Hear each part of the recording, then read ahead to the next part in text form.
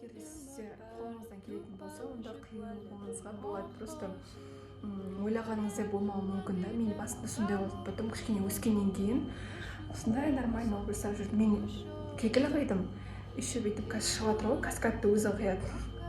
Жинап алдым да, мына жақтан жоғарыға чик деп қия салдым. Қайшымен парикмахерге барып, шашты сияқтан қидыру керек негізі. Бірақ мен сияқты рискованный адам болсаңдар, пожалуйста.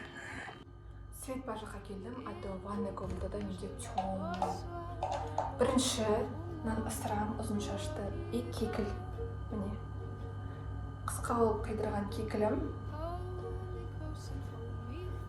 Мына кекілді алып, екі жаққа да сыртына да, бірінші ішіне істеп аламын, потом сыртына қаратып істеймін.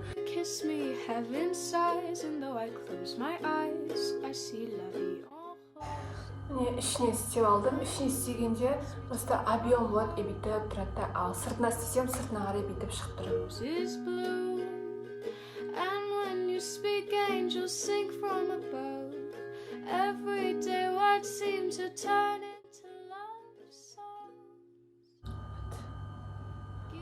Осындай болды. Енді жаңағы шығып тұрған шаштарым шығарам. Өзімнің қиған шаштарым. Мына шаштарды мен от лица істеймін. Мына жақта да тоже от лица істеймін. От лица істегенде әдемі тұрады.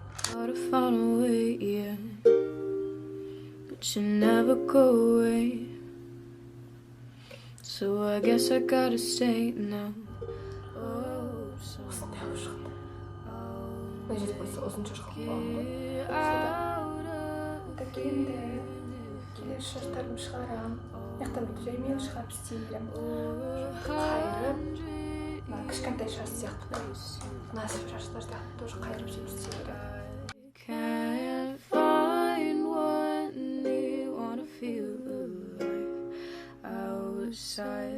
I can find my fears.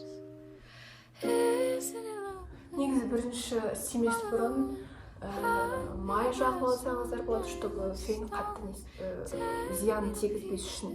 Істеп болғаннан кейін лак для волоспен қатырып қойсаңыз болады. Сонда ұзақ тұрады. Осылай тіке шаштарда көбінесе күшті болып тұрады, енді басылып қалып жатыр. Басылып қалуы мүмкін, сондықтан лакпен қатырып қойсаңыз болады. Осындай укладка шықты. Рахмет қарағандарыңызға, соңына шейін.